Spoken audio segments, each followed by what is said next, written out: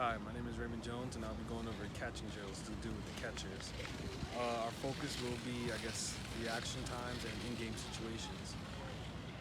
Comfortable in this position, you kind of have to keep your feet staggered. So since I'm right-handed, I'm going to keep my left foot a little bit ahead of my right foot. I'm going to keep my left foot a little bit ahead of my right foot. Being the catcher is a big responsibility. You have to be able to make sure you can react to certain pitches thrown by your pitcher. So making sure you can shift your body and your catching arm from side to side is key. And keep your throwing hand behind you while you're squatting.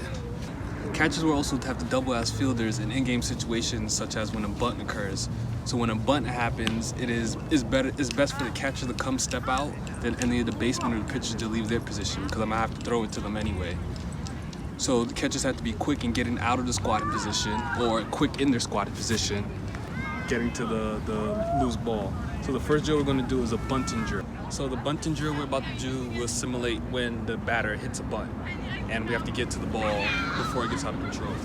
So as you can see, I'm going to be in my batter's box. I'm going to be in position, and then I have balls that are pointed towards first base, and then one that will be kind of towards third base. For the ball that's going to a first base, what I want to do is put my mitt ahead of the ball. I don't want to grab it with my throwing hand because it might be spinning and I could grab it and then lose control of it. I want to stop it with the mitt, grab it with the mitt, catch it, and then throw it to first base. In this simulation, let's just say that there's only one runner and they're going towards first base. So if the ball looks over there, I will have to, this one is a little bit different. I will have to step over with my right foot, or your dominant, my right foot. Stop the ball, scoop it up, and then turn, throw it to first. My variation of this drill is just a simulation of course, when you do the live drill, you do want to follow through in both of your throws on both sides. And if you do end up doing this with a partner, you can place them at first base and practice throwing it at a live target. The next drill I'm going to be doing is the square blocking drill. So when you're in position and you're ready to block, blocking looks something like this. You know, you kind of want to, you're blocking the ball from going under your legs or getting past you, or you missing it, and you kind of want to funnel the ball into the glove. Keep your throwing hand behind the glove just to give it some extra support, and you want to funnel. Of course, in game you'll be wearing pads and a helmet. So if you do end up missing the funnel, if the ball does end up missing the funnel, of course it'll hit you in your chest, it'll hit you in the pads. You know, everything will be protected. Or 4 things to simulate a softball or a baseball, and you put them like in a little square, and then you kind of start and move around it. You would just kind of exaggerate. You will move around them, kind of just exaggerating the movements of blocking. So for example, I'm gonna start in the middle of this one, and then when I'm ready to go, I will just, you know, get ready and block. You know, when you're ready, you go, block, and then when you're ready to move on to the next one, you kind of just drag your, if you want to go right, you drag your right foot. You want to go left, you drag your left foot. I'm gonna go right, I drag my left foot over and just simulate the same thing, catching it in the middle. Another important thing when you are doing this drill is that you also want to make sure that you're blocking properly, but also that you're getting up quicker too. Everything will take time, so you can always start off with just focusing on the blocking. Make sure you get your blockings proportioned and ready.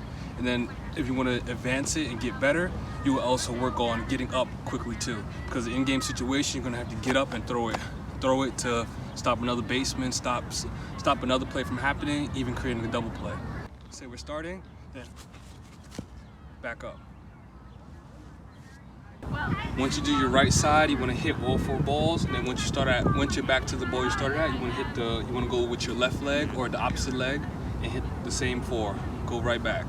And you're doing this just so that you're getting comfortable with using both legs of sliding either way, because in game the ball might be coming from there to from your left side, your right side. You just want to be prepared. So I'm gonna show you guys. I'm gonna run through it.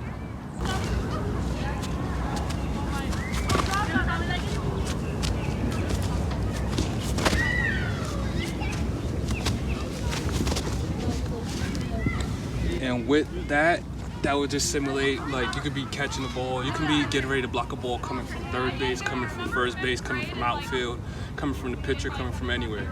Just to simulate if you have to adjust your body to move over and block at any position. Because at any point, if you can catch a ball from outfield or infield and it goes right between your legs or rolls past you, that could be an extra base for the offense, or a stolen base, or even a score. So with that bunting drill, we're working on reaction time, we're working on being comfortable in your squat, working on getting in and out of your squat in in-game situations. Even though baseball moves a little bit slower, you still have to be ready for anything that's going on in the game, because they might surprise you with a bunt and you're gonna instantly have to react. Because if you don't react, you can mess up your baseman or your pitcher. So in the games of baseball and softball, I would say catchers have a big responsibility in both games.